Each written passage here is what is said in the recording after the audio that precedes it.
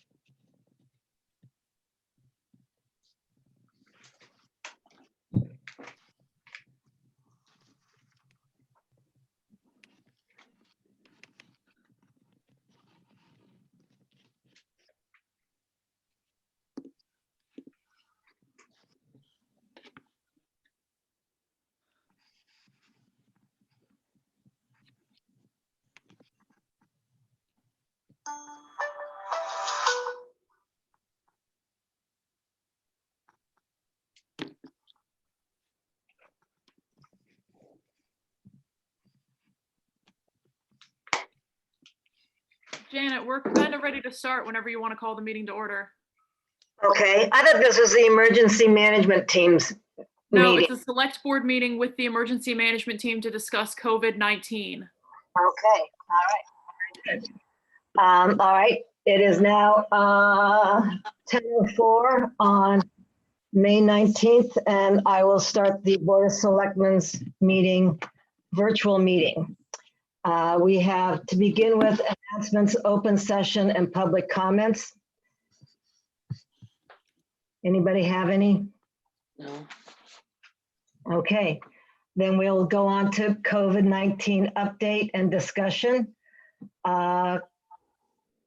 Kath, so are the department heads here that they want to give a report on what they're doing? That's not really what this is for. The reports and updates for the community are the second and fourth Tuesday. These first and third meetings are to discuss COVID decisions and recommendations from the department heads to you. So the first topic on the agenda is enforcement, which Kathleen wanted to discuss. Okay, go ahead, Kathleen. Thank you, Madam Chair. Good morning, everybody. I see there are 71 participants this morning. Thank you for, for listening. Janet Lesniak is out there. We've been doing this now for 8 or 9 weeks, and there's just a lot of information to be learned at these meetings. So everyone that's, Zooming with us this morning, thank you. I have a topic that's been on my mind, and Governor Baker used it several times in his reopening statement, and that word is enforcement. I'm going to ask department heads in this order to just give a brief summary of what they are looking at with regard to enforcement issues surrounding COVID-19 and our ability to keep our community safe over the summer months. So I'm going to ask Hillary, our health agent, to weigh in on this first with regard to what she feels might be some enforcement issues for the Department of Health. Hillary, are you there?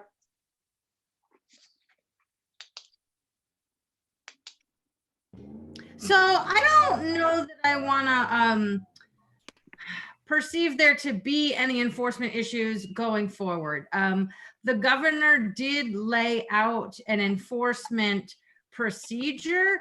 And I guess for me, always the most important part of enforcement is education and compliance, not necessarily, hard, strict enforcement, because we know that hard, strict enforcement of that nature just doesn't work. So when we receive a complaint, so all complaints should come in through the health department, either by email or phone.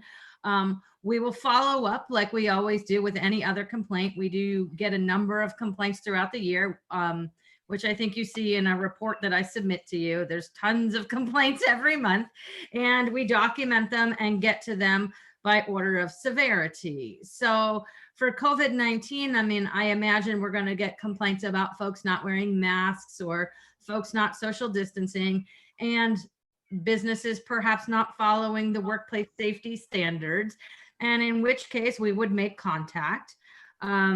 We would go there, we would look for whatever the complaint is, and the first step is to just talk to people. So the enforcement, as I said, has been laid out by the governor, and that is the path that we have to follow. So step one, we talk to them and we go away. We wait 24 hours. If we get another complaint at the same establishment or of the same individual doing the same thing, we go back, we talk to them again, and we issue them written enforcement. So then they get a letter. I imagine this could be tricky if, someone's riding on the bike trail without a mask on. Number one, am I equipped to go jogging after them to track them down? Probably, but do I foresee myself doing that? Probably not.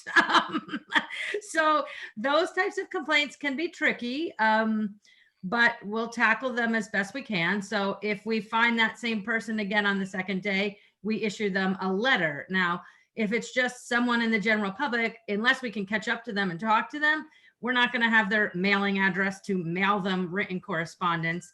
And we're not going to have their exact violation in a pre-written letter to distribute to them on site. So a couple small issues there. But if it's a business, then that's obviously really doable. So that's the second.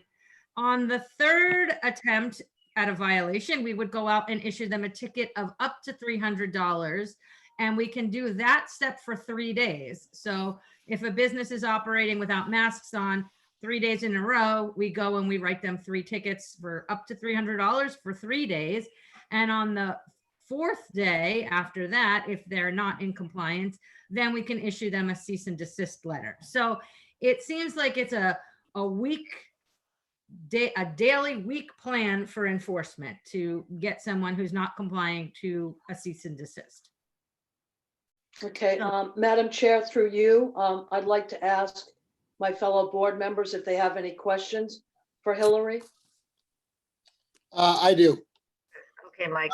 The face mask policy, as far as the governor is concerned, is still, as I understand it, if you can't maintain a social distancing. Is that correct? That is correct. So you have to maintain 6 feet apart. If you cannot maintain 6 feet apart, then a face covering is mandatory. And so how does that apply on the bike path? I've been hearing a lot of complaints of people not wearing masks outside in situations where they're far away from people or with their own groups. And I just want it to be clear to the public what the actual guidelines are and what people should be expected to do. Yeah, if they're 6 feet apart, then that's fine. So if I'm riding on the bike trail and I don't have a mask on and you're walking or jogging towards me, if I pull my bicycle off the bike trail so that I'm 6 feet from you, then I'm fine. But the issue, I think, becomes when folks are moving faster and going around people. The folks that are behind the person going faster are fearful that they're going to get germs or particulate matter on them. So Right. as long as they're 6 feet, I mean, I would suggest that anybody that is even out recreating, have it around your neck. You can pull it up and just cycle by people. It's not, it's not the end all be all, but it is required if you cannot maintain the 6 foot social distancing. Right now, things are not so crowded, but I imagine we're going to have more crowding on those types of recreational facilities. So I think people should make sure that they have it around their neck at the very least. Any other questions or comments? I do. Okay. Yeah, I had my hand up. Justina was first. That's fine. I have two questions for Hillary. Number one is how many people in your department do you have available to you to work on enforcement? We have two. Two. Has staff increased since COVID happened? Have what? Are those two people new, or did you get more staff from COVID? No, it's just Doug and I. So you have two people.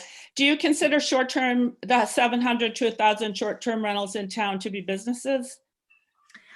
Yes, they will be considered businesses because there are going to be requirements for them, and the local health department will have to enforce those. Or Do we make have a sure they're in registry of compliance. Rentals? Rentals, I yeah. don't think we do, right? We do not have a rental registry, no. So you have two people to enforce with 700 to 1,000 short-term rentals that we have not yet had the staff to create a database. Correct. Thank you. Those are the end of my questions. Sorry if I sound like Perry Mason, but No, it's okay. We'll give it our best attempt. I mean, no, we're- I wasn't putting it on you. I was getting the facts. Yeah, that's a fact. Thank you. So Hillary, now I've got my mic over here. Do you think we should have registration of rentals and so we can do contact tracing? I think that the Board of Health has always been interested in a rental registration program because there are other, health and safety standards that we should make sure folks are complying with. And I guess, we can have individuals self-certify their units, but the standards are high. And so having a rental registration program brings around a whole host of other issues as well. It would be nice to know where these units are in the short term so that we can at least reach out to these folks and make sure they're all following the same cleaning and disinfecting guidelines, or, just the basics for the COVID-19 at the moment. And then as we move forward, establish a better program for the various other health and safety standards. So are you prepared to start the process? No. You want us Not at this moment, no. Okay. Anyone else for Hillary? Yeah, Ellen, I had my hand up for a while and Mike has already spoken. Hey, don't worry about your hand up. Courtney's in charge of hands up. I can't see them, all right? So when I say anybody else, Courtney will then say, yes, Helen has her hand up. Sorry, I didn't know that. Go ahead, Helen. Thank you, Courtney. To tag on to what Hillary just said, do we have a legal standing, that is to say the select board, or is it just the Board of Health that has the legal standing to require anybody that's going to do a short-term rental The Board of, to have to register, hold on, to have to register first and to document their compliance with receipts, that because they can write it off anyway, to document their compliance with some of the things, at least, that are in the governor's directive, with receipts for cleaning and for cleaning services. You see, I mean, if I did a short-term rental, I would certainly write off all those materials used. And since it's required now, that would give you even more standing with the tax folks. So that, I'm putting the question out there. Does anybody now know, Dan Hoare, Hillary, anybody know if we have legal standing to require this kind of registration?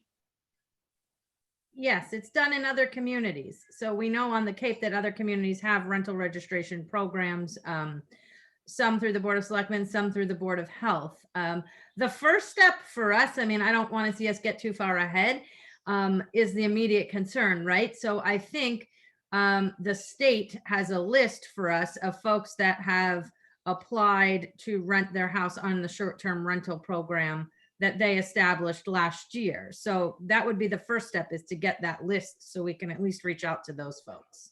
Hillary, do you need a vote from the select board about that, or is this something you can go ahead with if you choose to?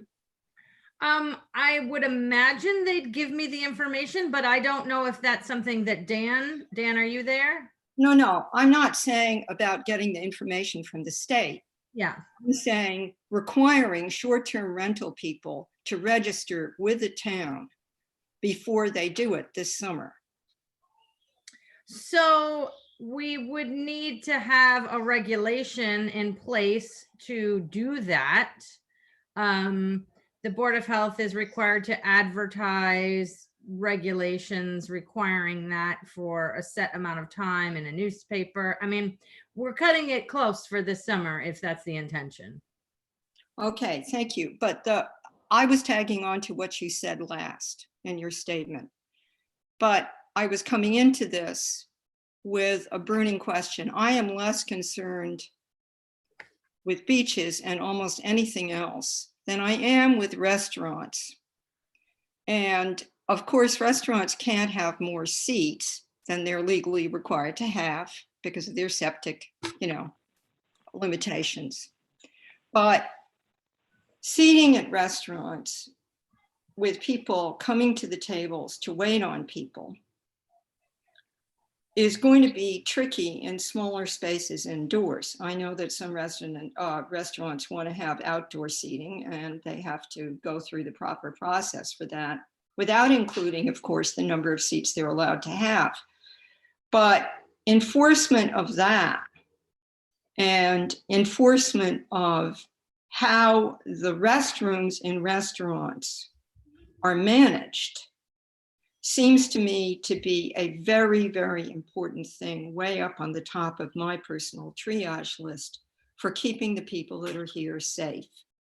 And as with everything else, we have this phenomenon of waves of people coming into the community.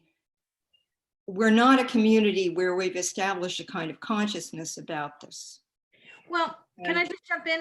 Yeah. I don't know that we should get so far ahead of where we are, right? We're in phase one. No restaurants are open to sit down dining at this point in time. So we are in contact with all of our restaurants. I'll put that out there again. I know exactly what each restaurant is doing, what they're planning on doing, and what their long-term plan is. So when and if they can operate, it will all be done according to what the FDA has put out as safe food handling practices for occupancy and all of those things. So for the here and now, we're just on takeout. So I think this idea that like on June 8th, we're going to have sit down dining in restaurants, I'm not so sure that's a real thing yet. So I think we should just take it one step at a time. Our restaurants are doing a great job with takeout service. They're all eager and excited to be open.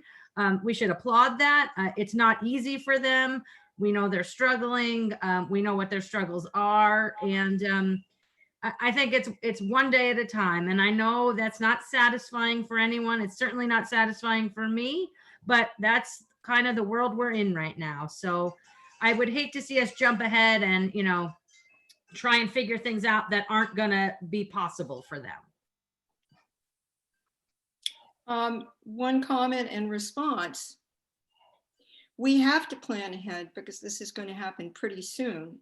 And they most especially need to have their business plans worked out in terms of numbers of employees and numbers of tables, which is the only reason. I agree with you, Hillary. Yeah, and I can assure you they're all thinking that way. So, I mean, we've heard from a number of them that want to serve their food outside and establish some kind of outside seating. So they are thinking of it, and hopefully we're going to get to that point. But, they know the staff that they need. They understand all of that as well. Thank you. You're welcome. Hillary, so along those lines, and I want to make sure we don't jump back and forth too much because we need to follow through on all these different subjects. Are you going to require paperwork of floor plans and where they're going to post the safe distancing and guidelines that Governor Baker came up with yesterday?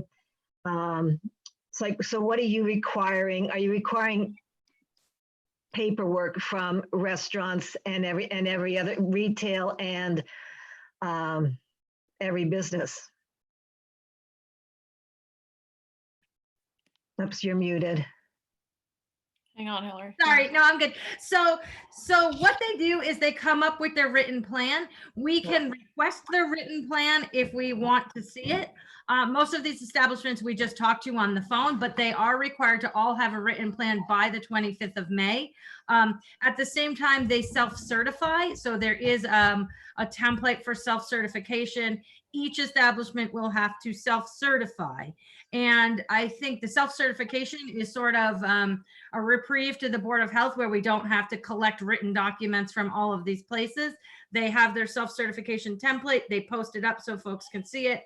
And when we go into the establishment, we can then request or require it. So all of the requirements I've sent to Courtney to upload to our website. I've also sent it to the Chamber of Commerce.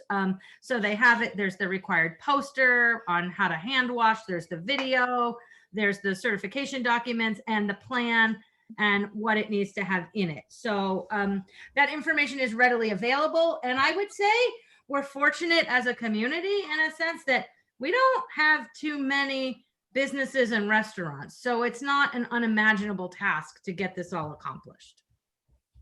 So I want to add to that Governor Baker said, as far as enforcement goes, it's up to the customers and the employees, which I thought was really interesting. So if you get complaints from customers, if you get complaints from employees being worried about their health, that's where that would start. And that with all of these different businesses, he wants everyone to do their part, be vigilant, careful, personal responsibility. And that's really, if everyone follows that, then that's okay. We'll be good, we'll be good enough. We're all concerned about all of this stuff. So good. Sounds like you're doing a good job and you're on top of it. I think we are. I mean, there's always room for improvement, but I think we have a good relationship with our establishments in town, and they're comfortable reaching out to us and we reach out to them. So, I mean, and I would put out there, if anybody has questions or needs a response, I mean, we're here. Send us an email, pick up the phone, we're available. And you're getting questions from retail people too, that they're getting, stores are going to allow a certain number of people and social distancing and masks, right? Okay. Good. Yes. All right. Any other Madam questions? Chair, Madam Yes. Chair, if I may speak, this is Dan Hort. You I may. just wanted to let everybody know we have requested the a list of the short-term rentals that are registered in the town of Wellfleet. So we're hoping to get that list from the state, and then we can reach out to them to help them understand what their obligations are for when they have guests come this summer. Thank you. Anyone else for Hillary? I do. And I Okay, think Mike did. I think the restaurants plan, I know you've been working on it. I know that's proceeding from the governor slowly, but I want to pop back to the short-term rentals. I recently sold my rentals, but I've run short-term rentals for 8 years in the town and I've stayed in them too. There's a limited amount of cleaners available, workers, and it can't possibly be on a 2-person board of health to ensure cleanliness. So I think within the governor's framework, what I heard from the Mass Municipal Conference was that it was a framework for local authorities to work within. We're going to have to look at some of the realities of regulating them without additional staff. And then I want to quickly bring up that we have worker housing in town. We have the problem of business owners trying to provide housing. And we have seasonal workers that often live in dormitory settings. So I want to just put that on the radar screen too, because as we try to open up with safe conditions, we have never had to regulate our 700 to 1,000 short-term rentals and our worker housing. We don't have any additional budget to hire people to do it. And just want to put that on our COVID consciousness as we meet in the next few weeks. I think that the governor's regulations leave a lot open still for short-term rentals. The hospitality and lodging committee just convened 4 days ago. And there's a lot of to be determined in the phases. And I think we have unique conditions in our town with a large number of short-term rentals, unregulated, difficult to enforce. And I'm just going to be blunt, limited cleaning staff available if people want to hire more help. It's going to be a tough year for seasonal employees, and there's not unlimited cleaning professionals in town to hire. Maybe that'll change. So enforcement, getting the registry up and running, no additional people to enforce, and brand new. So I personally think we're going to have to keep an eye on that going forward. I would agree, Justina. I mean, we don't have a magic wand, right? We don't know what the state is going to come down with, but I'm sure in their, sector-based guidance documents, they will have, a whole section on how to keep these places cleaned, sanitized, and disinfected. My guess is they too will self-certify like all of the other businesses in town. And I think going forward, we come up with that rental registration program and, come up with a way to staff a program like that. But I think it's obvious that we're not going to have that all in place by this summer. Sure. I'm just pointing out that it brings an extraordinary new set of work on your department with only 2 people. Yeah. And that also we do have an obligation to keep the town safe. Yeah. Not you personally, Hillary. I'm speaking we, the select board, and we have certain authorities to restrict short-term rentals if that looks like the right mechanism to go. Madam Chair, this is Kathleen. Yes. We've spent 30 minutes with Hillary, and I have 5 more people to bring into this conversation. So it's your call if you want to take more questions at this time. I've been waiting a few minutes. I just quickly. Yeah. Go ahead, Mike.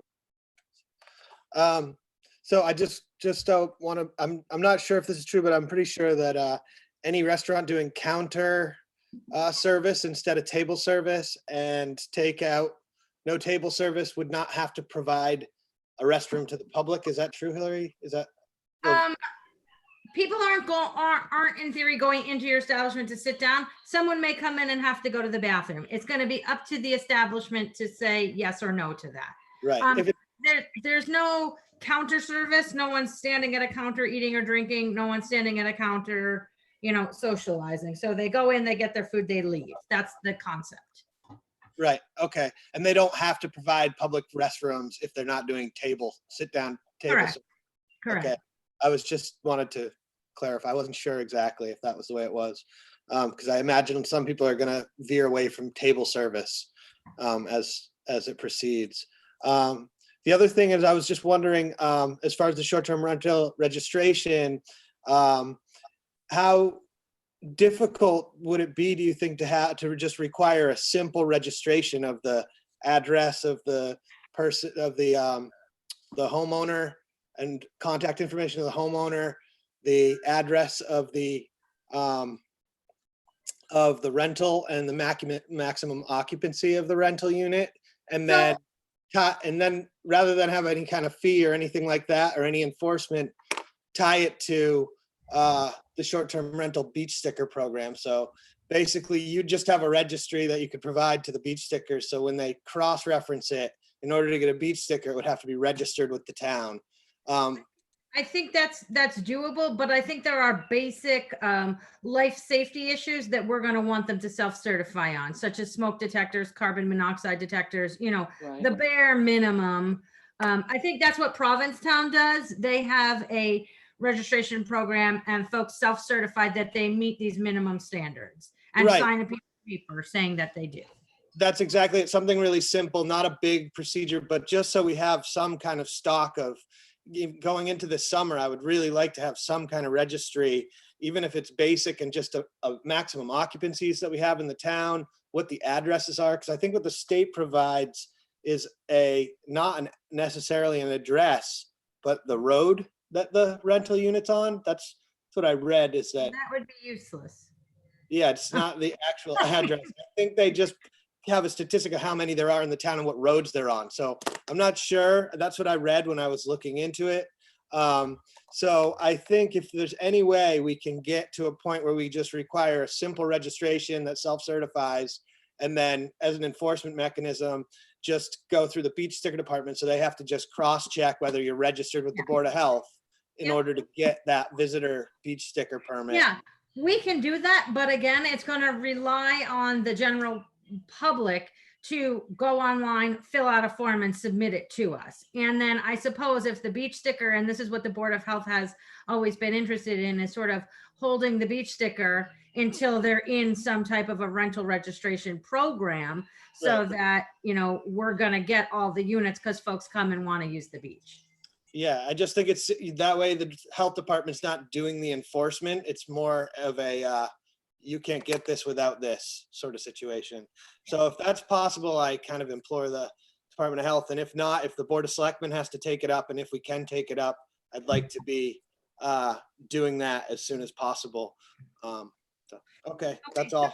So can I just ask if anybody, through you, Janet, has any more questions for me? Because I have the Board of Health meeting at 10:30. And Okay. so we can sort of get the ball rolling there. I So am your enforcement piece. I will work on your rental registration program, and we are working with the restaurants, and business information is up on the town website, so folks can go there or call the health department, email me if you have any questions. I was going to suggest, since you really are the lead on a lot of these questions, is if people have good suggestions, to email them both to us and Hillary on how to facilitate this or what you think should be done. Is that good with everybody? And also the Yeah. Chamber of Commerce needs to weigh in with Hillary a lot, be it retail, restaurants, and accommodations. Okay, thank you, Hillary.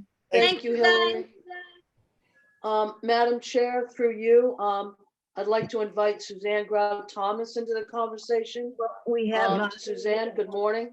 so excuse me, The question, Kathleen, next on the agenda is Helen Wilson talking about town meeting. This is still enforcement. Kathleen had this topic and she said she wanted to bring in multiple people, so we're still on enforcement. Okay, sorry. Go ahead. that's okay, Janet. Again, through you, I'd like to invite Suzanne Grout Thomas into the conversation. The question this morning, what do you perceive as enforcement issues regarding the beaches, our beach parking areas, what our attendants may need to be equipped with, and you know, what can we foresee coming out through the summer months with this COVID-19? Suzanne, are you there? I'm here. Thank you. Good morning. Enforcement. I was interested to read the final version of the recreational area and beach documentation that came out yesterday, because initially they had an absolute percentage of the parking lots that would be blocked off, and now Right. it's been left to the discretion of the managers of those areas according to each beach's need, which I think is really sensible. And we can go ahead with the 25% reduction in parking spaces initially to see how that works in terms of density on the beach. The enforcement also makes it very clear, or the language in the guideline or the order makes it very clear that masking is required when you are close to other people. So basically, this summer it will be a mask when you move enforcement.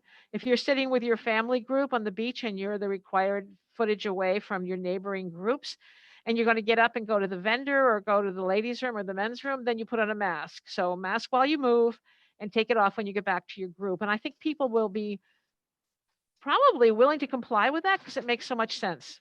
And we're not giving them an overall, you have to have this funny tan line this summer on your face kind of regulation. The other local decision I made was DPW, Peter Williams and the DPW and I have been working on signage for the entrances where there's people who check stickers that it will say basically, please stop, roll up your windows and wait for the attendant to check your sticker before proceeding, so that we don't have to have, the attendants will be masked, but we will not need face shields or plexiglass barriers because the windows on the vehicle should do that just as well as anything else. And I think that the big issue this summer, as far as I see it right now, is visitor stickers, when they'll be allowed, when the short-term rental ban will be amended or lifted, and what kind of restrictions and regulations they have for any short-term rentals. There's high anxiety out there. Daily, I have at least a half dozen or more phone calls from people who want me to tell them that, yes, they can come in August for a week and get a visitor's beach sticker and get a parking spot at Newcomb Hollow without a problem. And I can't tell them that. So in my world, it's more a question of management than enforcement at this point. Thank you. You're welcome. Suzanne, one Yes. of the things I hear, and I'm sure the signage will help, is people congregating before they go down to the beach. Everybody kind of hangs out at the entrance, at the end of the parking lot, at the beginning of the beach. So I think that would be a good place for a sign or two. Oh, thank you for reminding me, because in addition to no congregating here, we're going to have on and off or exit and entrance paths to the beach. So there'll be one way and people can go single file and will not be breathing on each other while they go on and off the beach. Having said that, people are creatures of habit and it might take them a few weeks to figure it out. But we'll have signs at the top and the bottoms of each trail so that that'll help them out. Great, thank you. Anything else for Suzanne about enforcement, or we can move on to her beach fire presentation? Helen has her hand up. I'm gonna unmute her. Okay.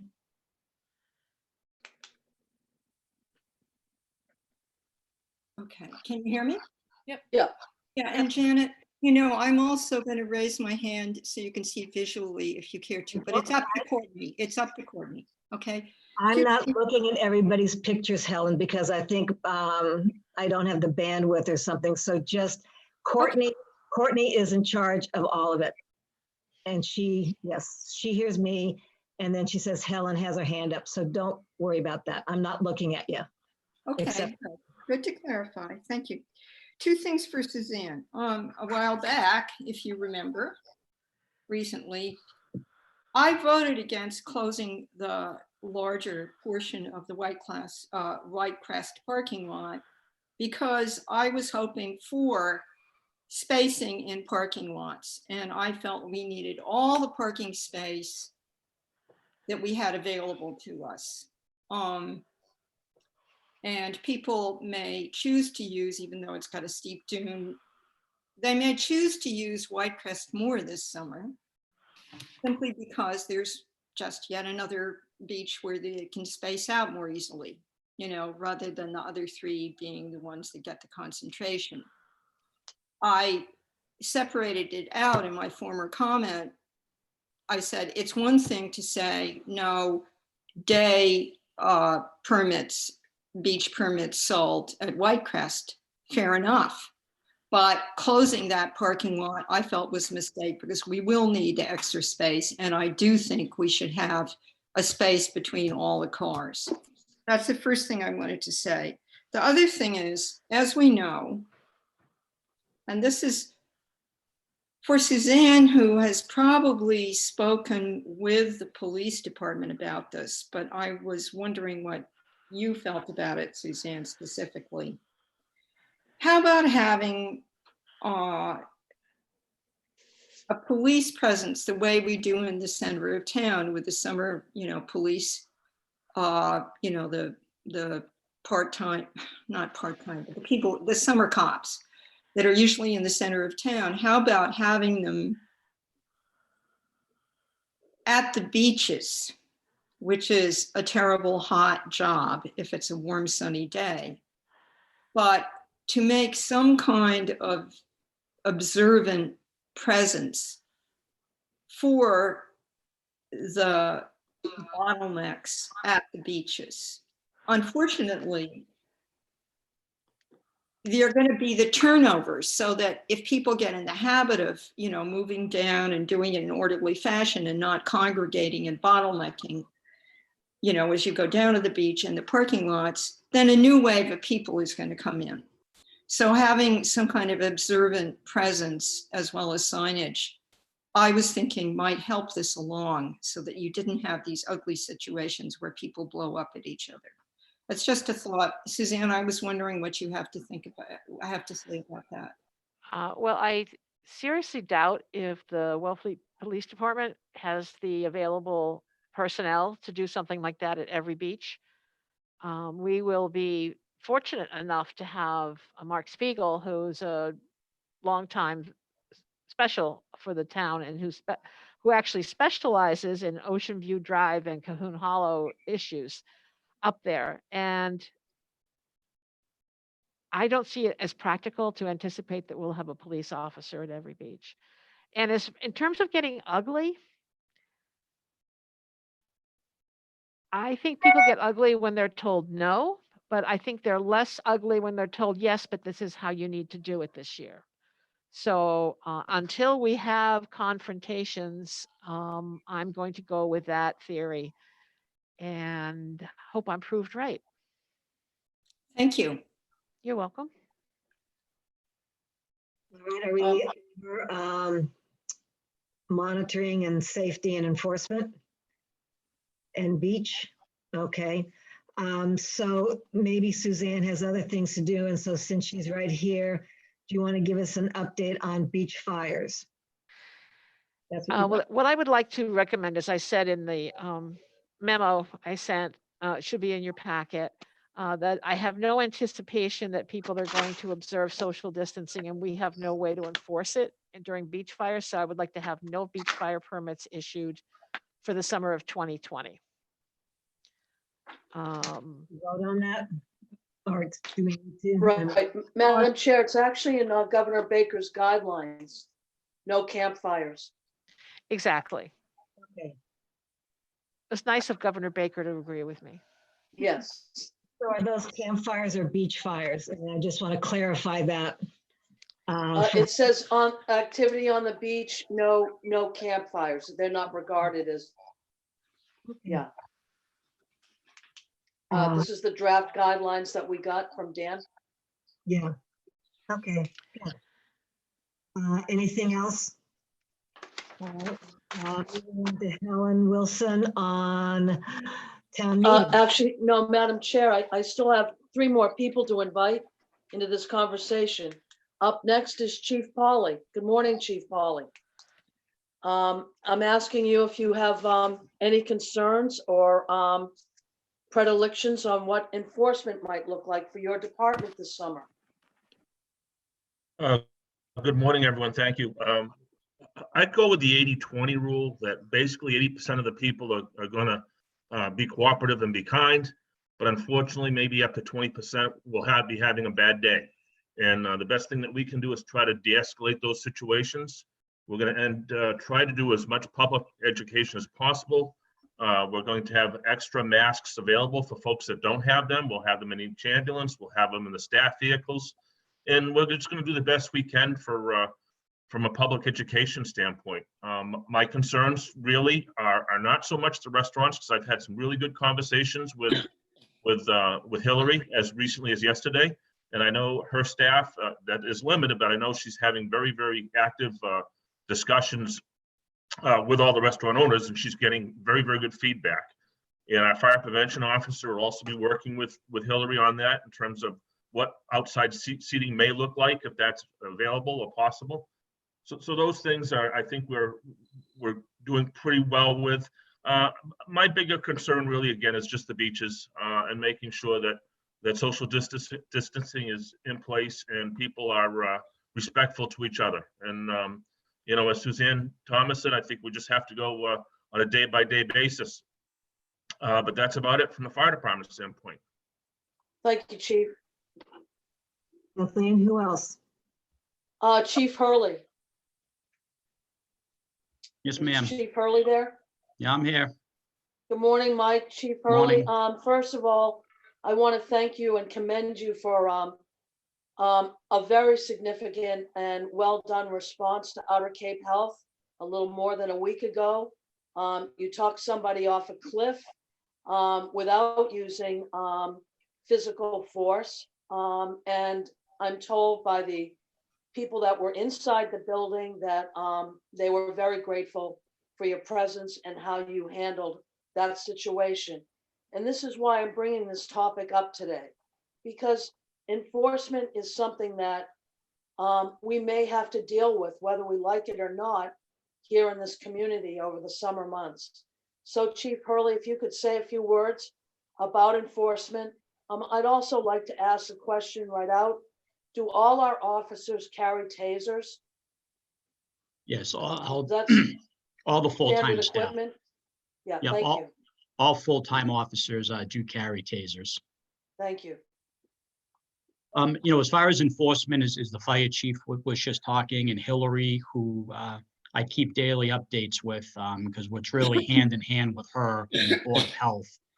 Right now our goal, and again, it could change depending on influx of summer visitors, the compliance rate that we're getting. But right now, we're really in a education mode, compliance mode, as far as all of our cruisers, bike officers, the police station, town buildings, beach and recreation areas are going to have masks available. In my own opinion, I think that will solve 80 to 90% of our problem. Some people may break them, leave them at home, forget them. And I think that, as a town, if we provide those, it'll definitely help. But what do we do with the 10%ers? And I think that's what this is boiling down to. And I think we'll take it on a case-by-case nature. The assistance I'm giving Hillary right now, we've created a call system in our computers. And when people call in with either a complaint or a concern, we are logging it in. If it's nothing physical or something that just has, actually all of them have been in the past. So the incidents happen, people go home, they call, they want it on record. I have been passing that on to Hillary. And to be honest, since May 6th, I've had 2 complaints on masks. One was at the pair, very generic complaint. As a matter of fact, when the reporting party confronted people about it, they got upset with her. And it's really turning into a flashpoint across our country, not just Wellfleet. I think the best I can stress, we all have our individual opinions, but I just really think we need to all skate our own lane. We need to take personal responsibility. And I think confronting people, as frustrated as you are, it's not the best tactic to take. We almost had one incident get physical the first day of the mask order, and it was between 2 customers at a business. And one had a mask hanging from his window. He was outside. He thought he was adhering to the social distance, and the other gentleman didn't care. He wanted the guy's mask on, and as he said, quote, "I will put that mask on for you." And hence we were called. So, it's really something I don't want to see happen in the community. I think if we can keep with the education, having them available, and using enforcement, as a potential mechanism. But right now, I'd rather go down that road and see how things make out with that. And I'll be working with Hillary every day. I know she's overwhelmed. I know she has a lot on her plate right now. Addressing Helen's concerns about the ocean side, the 2 police officers, and they're really community service officers now, they are not sworn members of the department. They do not carry police gear, and they do not have the right of arrest. They're basically community ambassadors that I'll have downtown down by the ballpark recreation area. I do not feel comfortable putting them up on the ocean side without any equipment and being the beating bag for those that are upset up there. So I have Mark Spiegel. I have a newer special coming on board, and my day and evening staffs will be taking a lot of time up in the ocean side. We will have a presence up there. We're not going to just abandon the beaches. So on the weekends, I'm going to have extra up there. I'll have ATV patrols, and we'll deal with it. It's going to get ugly. It's going to look ugly for a while, but we'll get on the other side of this till Labor Day. Thank you, Chief. Thank you. Justina has her hand up. Okay. Kathleen, I know you're trying to get through your excellent agenda item. I just want to ask quickly of Mike Hurley and of Chief Polly. Number 1, do you have enough summer staff? Is it the levels of normal, or are we beefing up for COVID? I'll just speak real quick on the police side. We Yeah. are down 2 full-time patrolmen, both who are stuck in the academy. They're like Charlie on the MBTA. They're going round and round in the academy right now. The academies are supposed to reopen June 1st. I'm hoping to get 1 officer back the end of June and another back by the end of July. But then there's field training concerns. So for the most part, for summer staffing, I won't have them. And I am down 5 summer specials this summer. Down 5. Yep. So the staffing challenges, and Chief Hurley, Chief Polly, sorry. Oh, let me unmute him.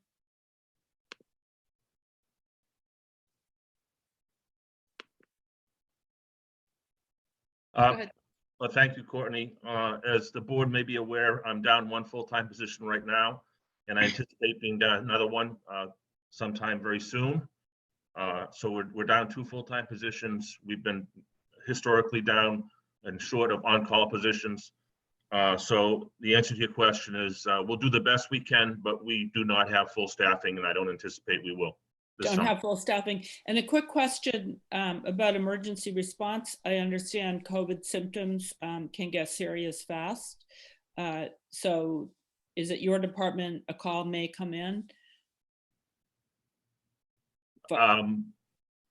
I'm not sure I understand the question. If the question is that have we transported COVID-19 patients in the community? Yes, we have. We have special protocols that are in place that our staff are very, very well trained and equipped with. The downside is that the length of that particular COVID call, the length of time that ambulance is going to be committed in or out of service is longer because of the decontamination of the ambulance itself and of course of our personnel. So I instead of, understand. So if we get our full 18,000 summer population, you'll be down staff to respond to emergency calls, and it will take longer because of the sanitation protocols.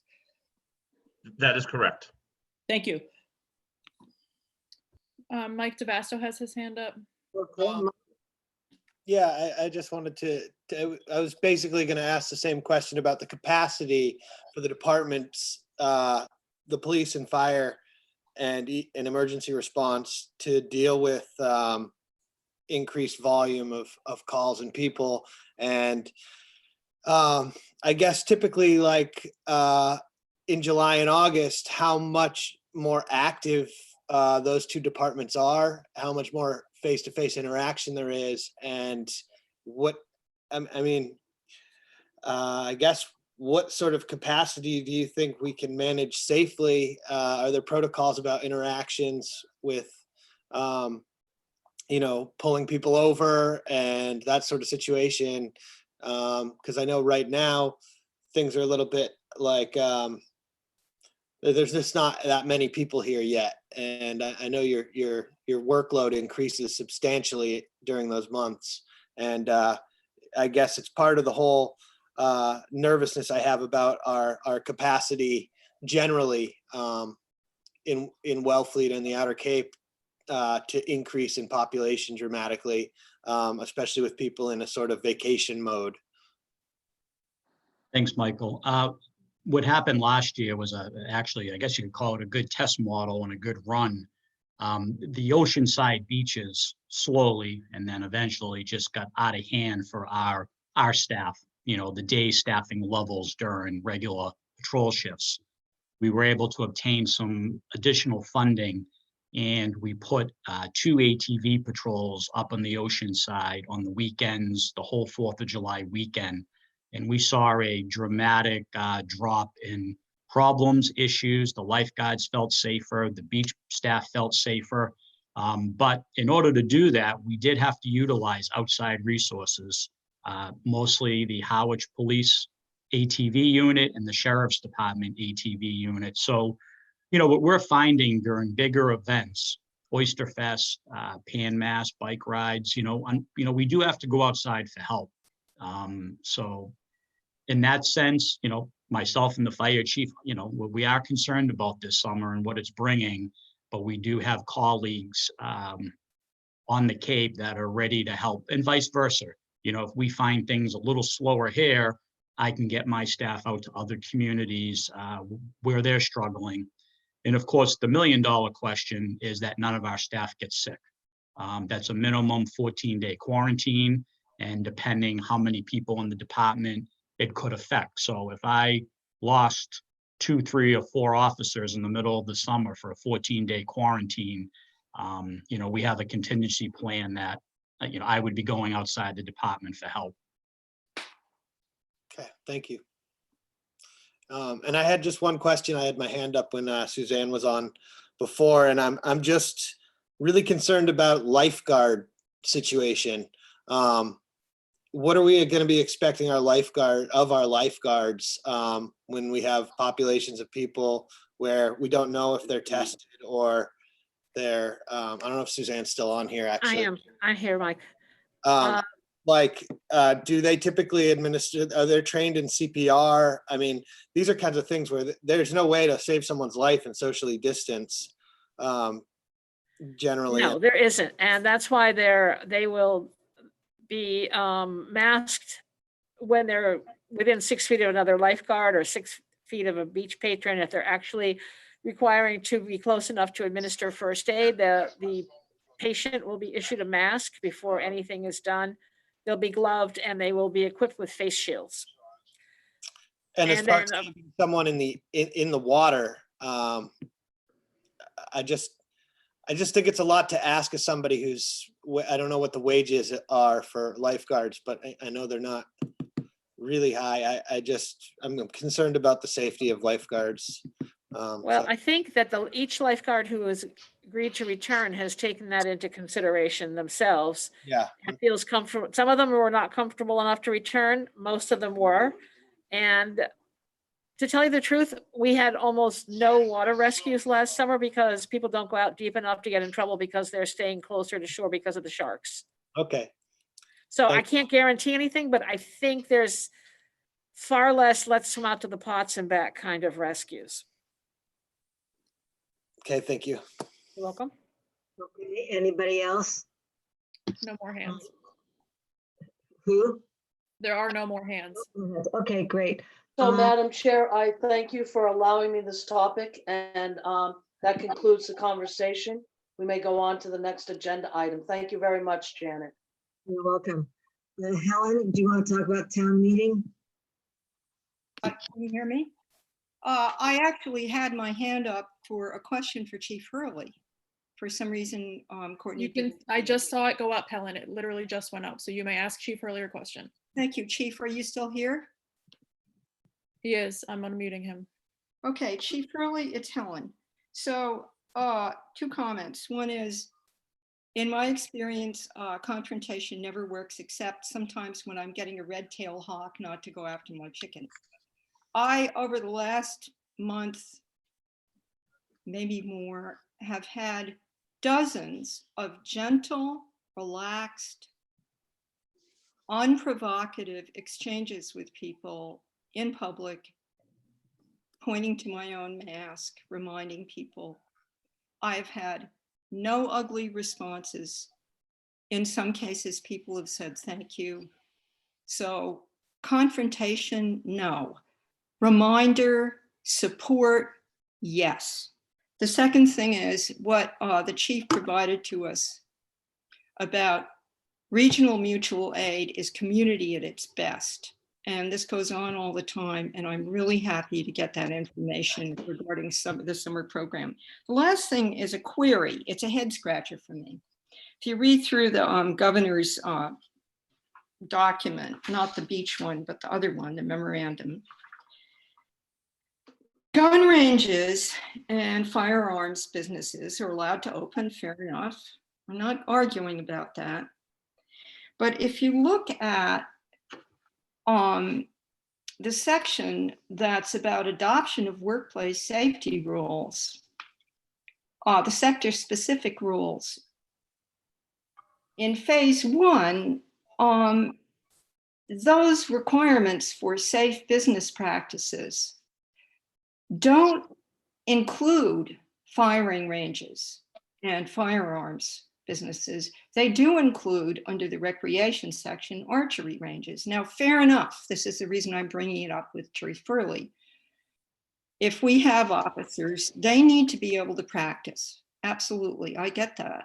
And people that hunt, although there's not really much hunting going on in the coming season that I know of.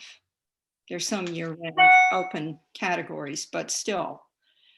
But why is it that you're not supposed to be following hygienic protocol, according to the governor, at shooting ranges and in firearms businesses? I mean, I don't get that.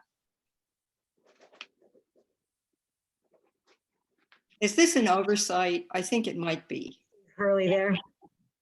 I'm here. I honestly don't have too much of an answer. We don't have either in town, so it's not really something that I was looking at.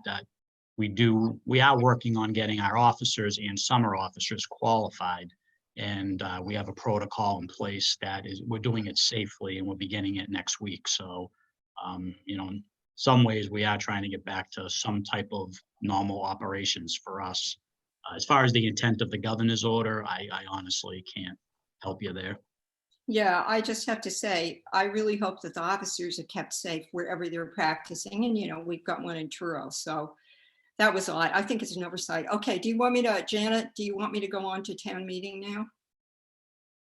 I guess I'll ask if anybody has any other questions. Otherwise, we can. I'm not Yeah. seeing any. Okay, go on to town meeting, Helen. Okay, through you, Janet, to Dan Hort. Are you with us? Yes, I am. Okay. So first of all, I'd like an update on, I got it and then I reread it and I didn't get it and then I reread it and I got it. The directive about needing to have from the governor, from the state, about needing to have a town meeting before the end of June, June 30th. Can you lay that out for all of us clearly, please? Sure. So the governor, as you know, declared a state of emergency in the state of Massachusetts.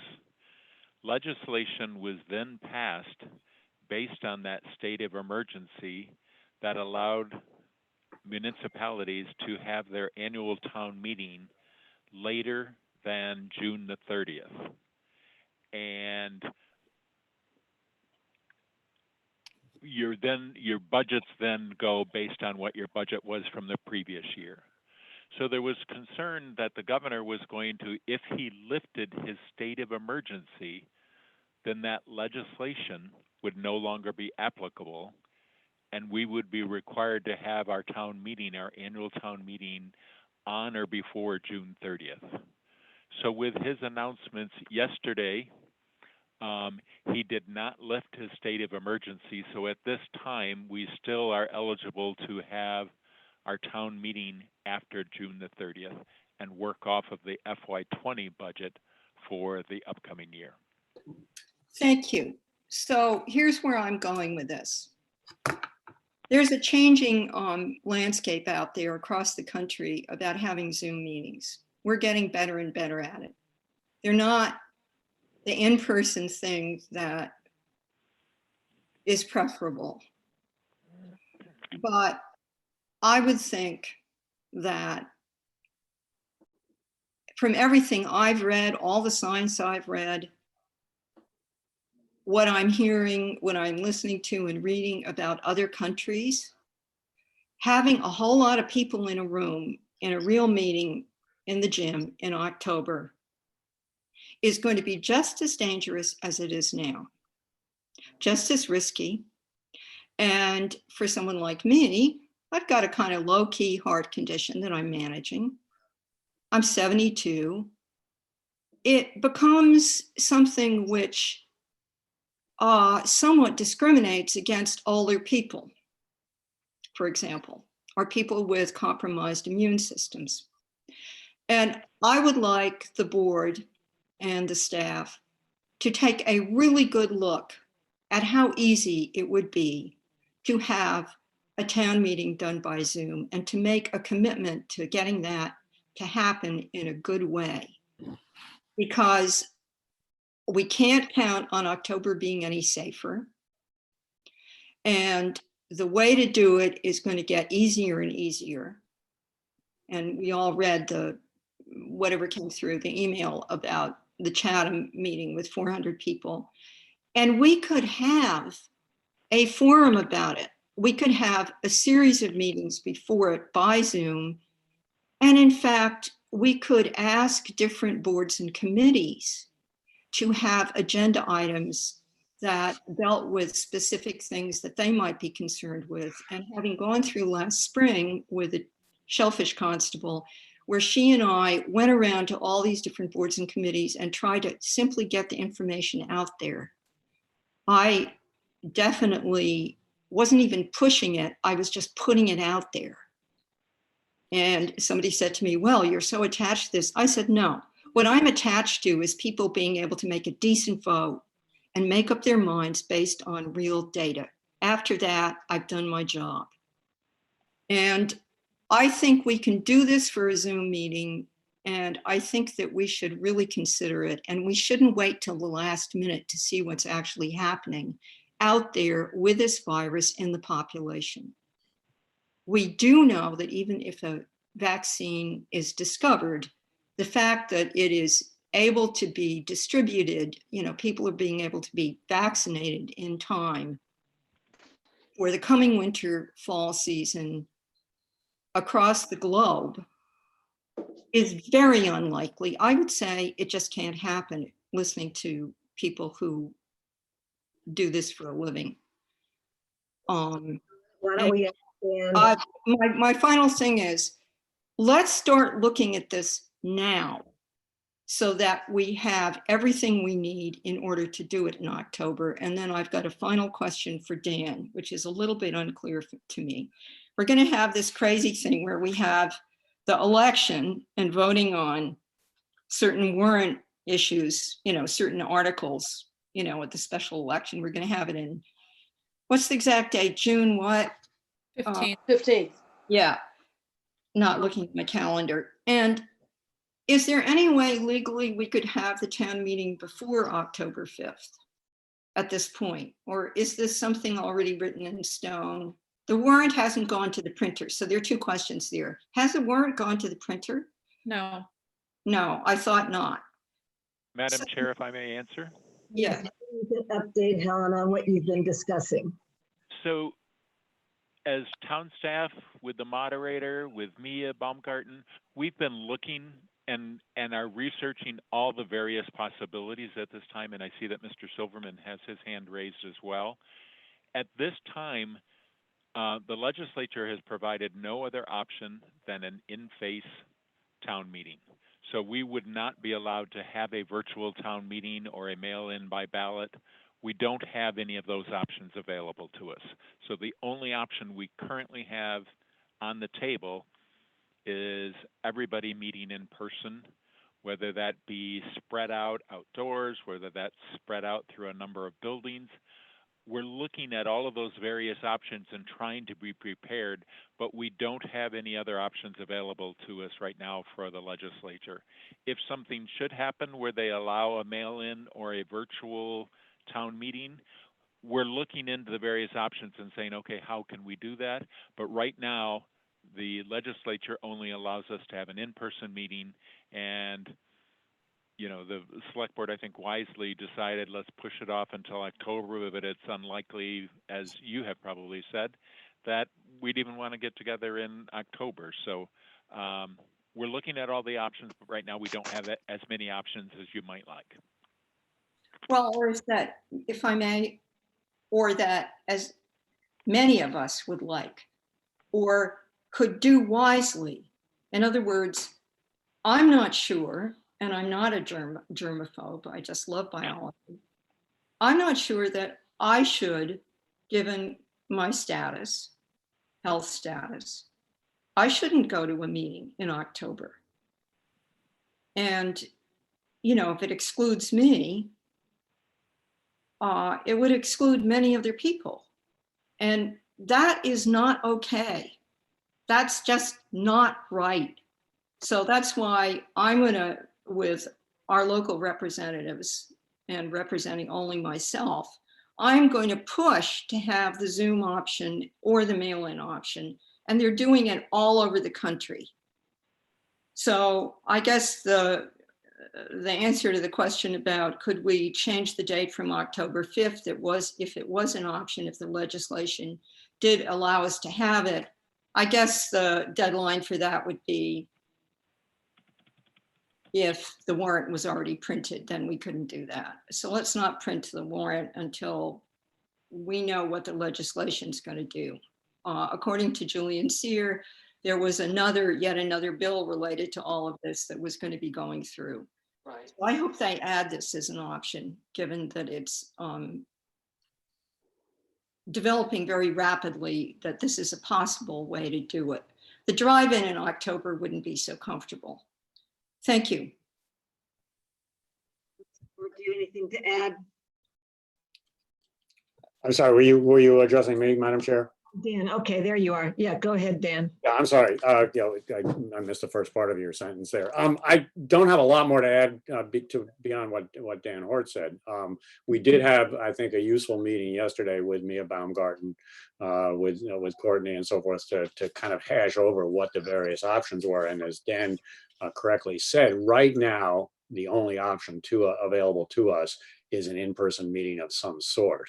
I think the select board was very wise to put this off until the fall, because to try to put the mechanisms into place to safely have a in-person meeting now we'd really be scrambling. And Mia Baumgarten seconded that yesterday, that to try to put the technology into place to allow us to have a meeting in multiple venues would be a real challenge to do by October. By waiting until then, by sticking with that as our date, two things are on the table. One, the legislature might change the rules to allow the town meeting to do some sort of a virtual meeting, although there are definitely challenges associated with that. The other is that between now and October, we can start to plan for how we could have a meeting in multiple locations, perhaps with a large tent on the ball field and a few people in the gym.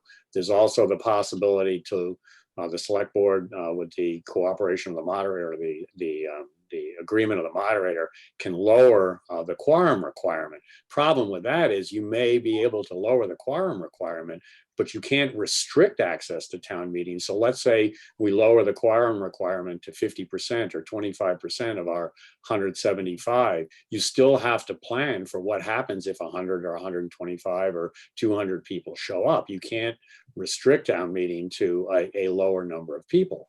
So by waiting until October to set the date, or to have the date of our town meeting, it gives us some time to look at what some of the options are if we have to have an in-person meeting. Can we have it in multiple locations with audio and video hookups? None of these solutions are cheap, and none of them are perfect answers, but I think giving us the time to do this, I'm looking at the other towns that are scrambling to try to hold their town meetings between now and the end of the fiscal year. These are towns that have big field houses, that have football stadiums, that have, very large venues, convention centers and so forth, where it might be possible to do that. We don't have those kind of facilities.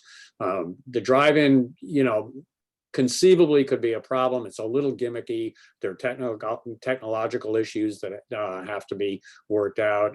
We've asked Mia to make contact with them and see if that is a realistic possibility. The drive-in is also going to need revenue, and the cinemas have lost all of their revenue.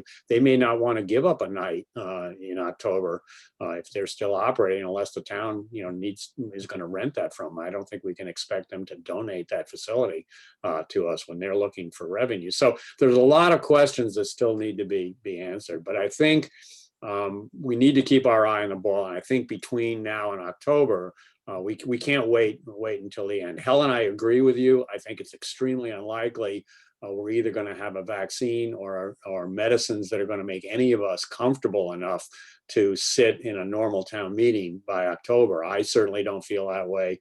I know Dan has said that he wouldn't be comfortable asking staff to do that. And I think that's realistic. But I think the other thing is that that gives us four or 5 months to try to figure out how to do it safely.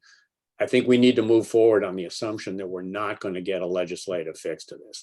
The legislature had a hard time coming up even with agreement to make some of the concessions that they've made now. So that's where I stand on that. And that's the best advice I can give to the board is let's move forward, assuming that we're going to have an in-person town meeting in some kind of a setting in October, and begin to plan for that now, and understand that there's going to be expenses, and perhaps significant ones, associated with that. I have another question through you, Janet, to Courtney. Okay.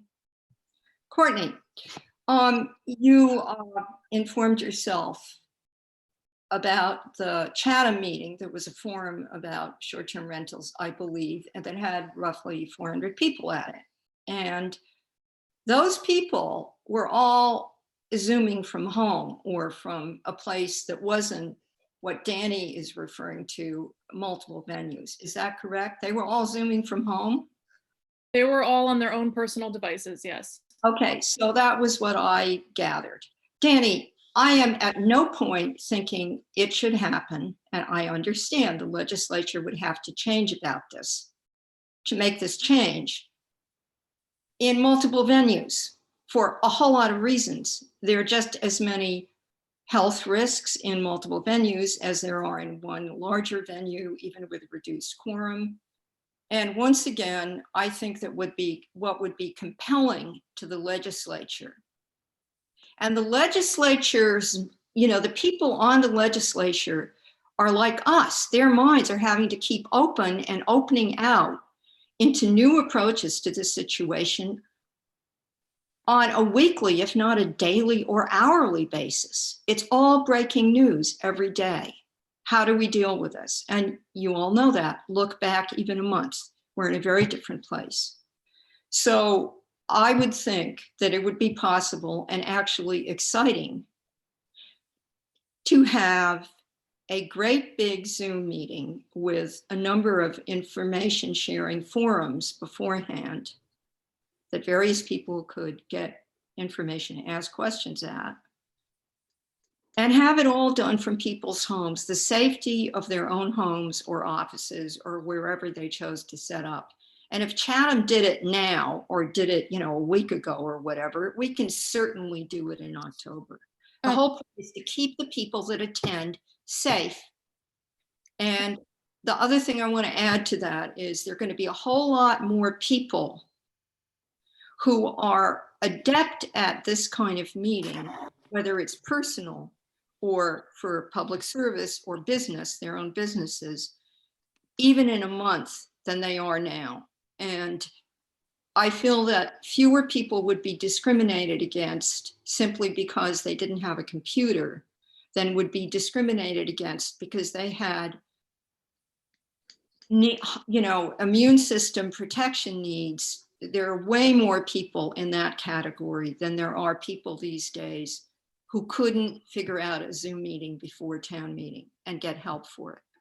So thank you. So Helen, if I may, Janet, the problem with the big Zoom meeting, besides the fact that we aren't allowed to do it, is that we need to make sure that people who are actually voting and stuff like that and attend the Zoom are registered voters in Wellfleet.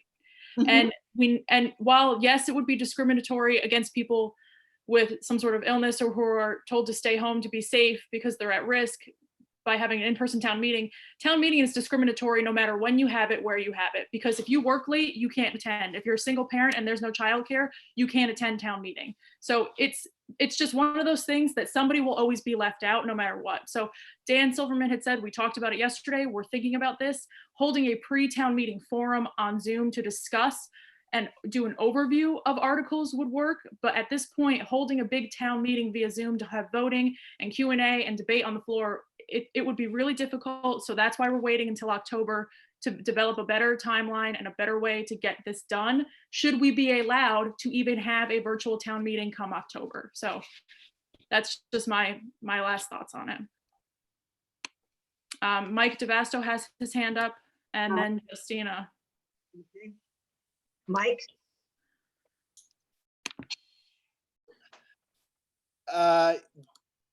Yeah, Danny pretty much said what I was gonna say, except the other point I wanted to make is that, you know, we obviously just have to wait and see what the legislature decides they're gonna allow. I seriously doubt they're going to push us to have an in-person town meeting anytime soon. Seems highly unlikely. And technology is moving forward, and these companies that allow these online conferences are increasing their bandwidth. Their systems are running more smoothly as they've had this huge surge in demand. And I wouldn't be surprised if they were developing some sort of software to do these sorts of things. But right now we don't know. And I don't think having conversations that are just conjecture about, you know, what might happen in the future really are like, there's nothing we can do, I guess is what I'm saying. There's nothing we can act on right now. So I'm glad to hear that Dan and Hort and Danny Silverman are looking into this, and they're going through all the processes so that we know what's possible if and when we're allowed to do something. But right now, we don't know. And I don't think it's going to get sprung on us either. Justina? Yeah. First of all, thank you to anyone that's working on this. I think we need an in-person plan and a virtual plan as a backup. We have a lot of elderly population in town and immune comprised. Would we get a quorum in in-person? Would we get a quorum of the select board in person? So the virtual plan needs to at least have a few action items. I would not feel comfortable attending an in-person meeting. I agree with Helen. And I'm sure many of our citizens in town, it wouldn't be good for their health either. So we do need some sort of virtual backup plan. Good, thank you. So I think with Courtney, Mia, Dan Silverman, and Dan Hort meeting and discussing this and seeing what other towns do, we still have time. And I know that they're already working on it. And I'm sure they've heard everybody's suggestions. So thank you, everybody. So anybody else on town meeting? I think we can move on, right? Yeah, no, Kathleen. Janet, I just had a comment. It's Kathleen. Yeah. Yeah. Courtney, did you see my hand was up? I was waiting for her to let you talk. Okay. Again, I want to echo Justina and say thank you to everyone that's been working on facilitating a town meeting. I think the top priority should be safety of the residents and, and the people facilitating it. Our select board, our town moderator, et cetera. But I'd like to also remind everybody, and I haven't heard this brought up here in this conversation, that, the weather in October might not be conducive to doing something outdoors. So I think everybody needs to keep that in mind. Because Danny mentioned, we don't have facilities, indoor facilities large enough to split up our quorum. So if you're thinking of going outside in October, it might not be the best plan. I've also, from a lot of people that I've talked to across the Cape, from Dennis, Orleans, Chatham, Sandwich, nothing's going to be perfect going forward with getting a town meeting, off the ground. So I'd like everybody to keep in mind, to be creative, to think outside of the box. Danny, you used the word gimmicky, that might be, yeah, I don't like the word, but, nothing will be perfect. Again, thank you. Okay, thank you, everybody. So last is me talking about reopening plans. And we've heard from Hillary, we've heard from the police, from the fire. We know the DPW has been very, very proactive. And what I want to say is that every department, the Chamber of Commerce, every business, be it restaurants, accommodations, retail, everybody really has to have a plan, and everyone has to give suggestions, be it through the Chamber of Commerce or to our department heads. I know that the harbor master, they want to have signs down there. I don't know if that's in the works, but directional ways to walk, masks required, all those things. So we've covered a lot of this already in this meeting, and we'll cover it more. But if you're involved at all in the town or a business, really think about what a safe plan would look like. And that's all I'm going to say on that. Justina has her hands up. Okay, Justina. Yeah, I think we've already, as a select board, been talking about this. And in our next meeting, I want to be talking about short-term rentals. The Mass Municipal Association has said the governor's reopening plan provides a framework. I think we have particular local needs. We have as everybody knows, a big influx of population from 3,000 to 18,000 in a normal year, more abouts. So we have that particular local need, as does the Cape. We heard from the limitations of staffing of health, police, and fire are down people. COVID emergencies have an effect on our health infrastructure, as well as our fire and rescue infrastructure. And we have been in touch with officials from other lower and outer Cape towns that recognize that we may need to have some restrictions on to balance business with public health needs and infrastructure needs. Provincetown as a reopening group, they're restricting parking till June 1st. So I want to bring up short-term rentals again in our next meeting. They're restricted now till at least June 8th to essential personnel. And then June 22nd, as I read it, it's the phase 2 of the governor. It's still not business as usual. They have a recommendation of a 14-day quarantine for out-of-state visitors. And the words are that recreational travel is discouraged in phase 2, and that the hospitality and restaurant subcommittees convened by the governor 4 days ago is going to have recommendations for phase 2. Same thing in phase 3. So I think as a board, we may want to walk through the governor's plan and think about what's right for our community, because I think that having business as usual in terms of population influx, we've already heard that our departments that are tasked with various tasks will have to deal with it. And so we want to take a look at that, and I'm recommending that we do so in our next meeting. And do you want that at our next meeting, or our next, whatever this one's called? What's this, the emergency management? Well, I would think it should go on the select board, the next select board meeting. Next week, next Tuesday night? Correct. Okay. Madam Chair, just, Go ahead. just to remind, I just wanted to let you all know that Senator Julian Sear and Representative Sarah Peak will be on your call next Tuesday night at 7 p.m. to make some announcements and just share some things with you all. And Justina, I will add that to the agenda. We do have a couple more hands raised. Thank you, Courtney. Okay. Helen? Yes, couple things. Justina said most of what I wanted to say. Thank you. I wanted it for a topic for our next meeting. And I think our next meeting is better than waiting 2 weeks, because this is very time sensitive.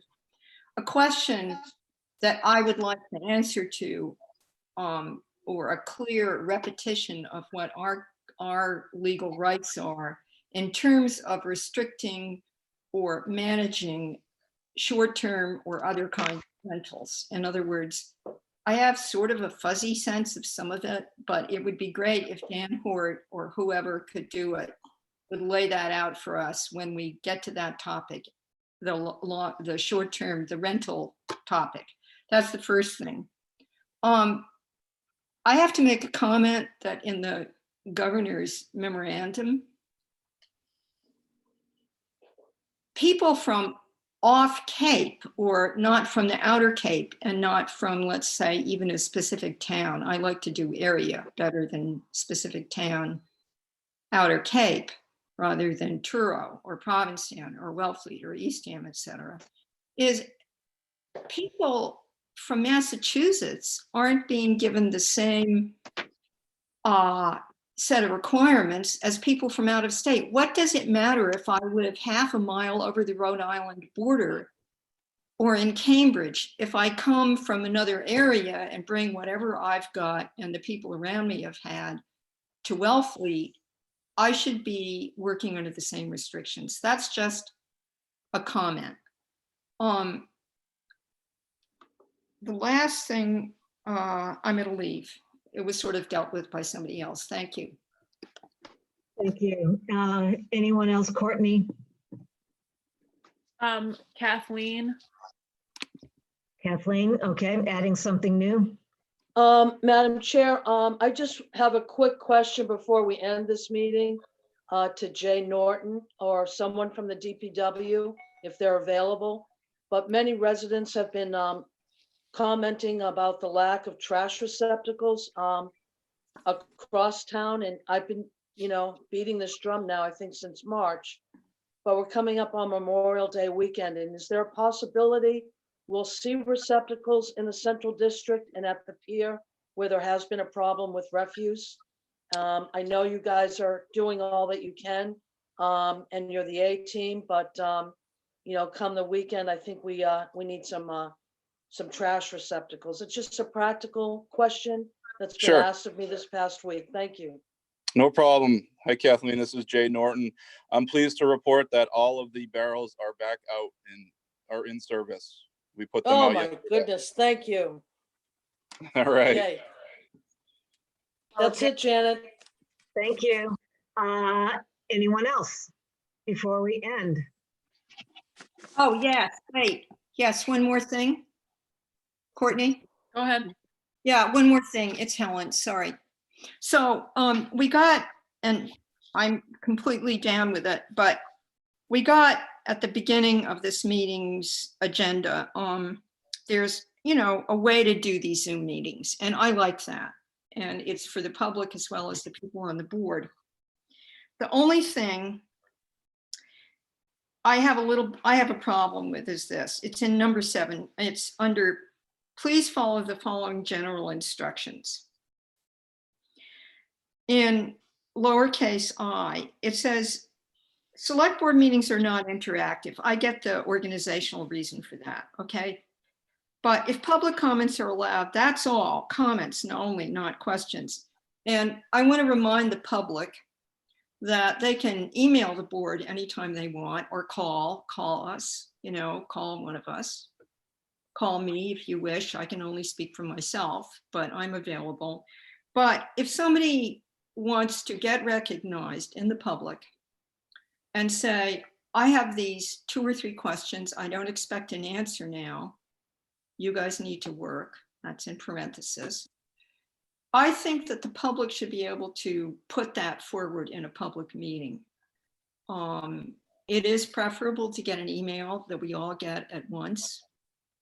But I just wanted to say excluding input from the public is not my favorite thing. And the second thing is, may be no longer than 1 minute. I get that too. But if somebody is stumbling a bit and has a hard time communicating a bit, keep it short is good. Yeah. Don't repeat what somebody else has said is good. Yeah. But let's not make people afraid to participate. And these are just my 2 comments about this new set of directives, which otherwise I think is excellent. Thank you. Do you want to comment on that? I mean, so anybody who's watched these meetings the last month has seen how unruly they've become. So I thank everybody who participated today, everybody was, I hate to use this term, but well behaved. So thank you, everybody who participated and listened. I did get some email comments that will be sent to the board after this meeting. But often when people ask questions, it turns into a discussion, and it turns into a long discussion of back and forth answering and questioning. So that's kind of why we did that. And the 1 minute thing is because these meetings are already 2 hours, if not 3 hours long sometimes. So we're not trying to exclude public comment or discourage public comment. We're just trying to keep it we're trying to keep these meetings flowing as nice as possible. So everybody knows how to reach me on email, reach the board on email. So that's just really all it's about. Mike DeVasto, did you have a comment? Yeah, just a quick comment. I mean, essentially it comes down to whether the chair wants to recognize someone.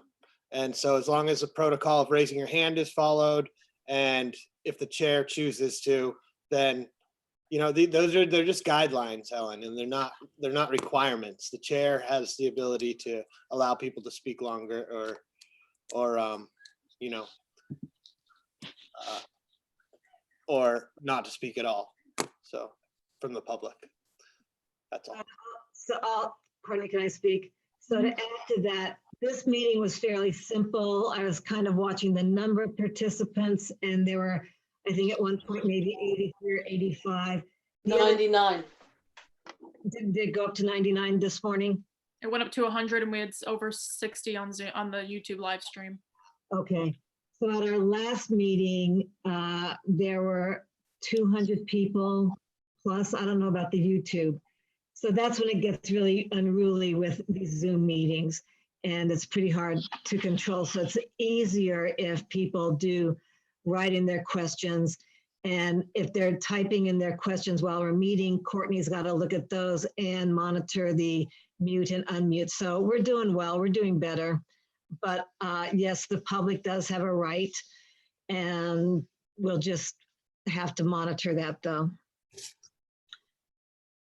And people have to also follow that. They have to have their full name, you know, stuff, no phone numbers, identify themselves. So Courtney's doing a good job.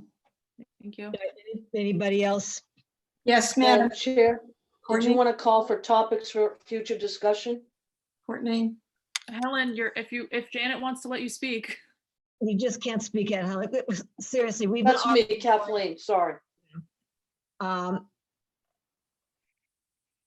Who had their hand up first? I think Helen wants to comment on the guidelines and Kathleen wants to move on to topics for future discussion. Okay, Helen, something new, because this is going on an hour and 45 minutes already. Go ahead. Nice and quick, Helen. Yeah, you know what? I don't like that kind of remark and I'm tired, and I'm gonna lower my hand. Okay, Kathleen? Did you want to call topics for future discussion, Madam Chair? Yes. Does anyone have anyone for future discussions, future topics? Okay. Can I have a motion to adjourn? Madam Chair, I move that we adjourn. Is there a second? Helen, second. All in favor, say aye. Helen, I. Kathleen, aye. Justina, I. Michael, aye. And Janet, aye. Motion passes unanimously. Thank you guys for all your hard work and your patience. And good job. Thank you too, Janet. Thank you, Janet and Courtney. Thanks. Thank you, Janet. Bye-bye. Thank you.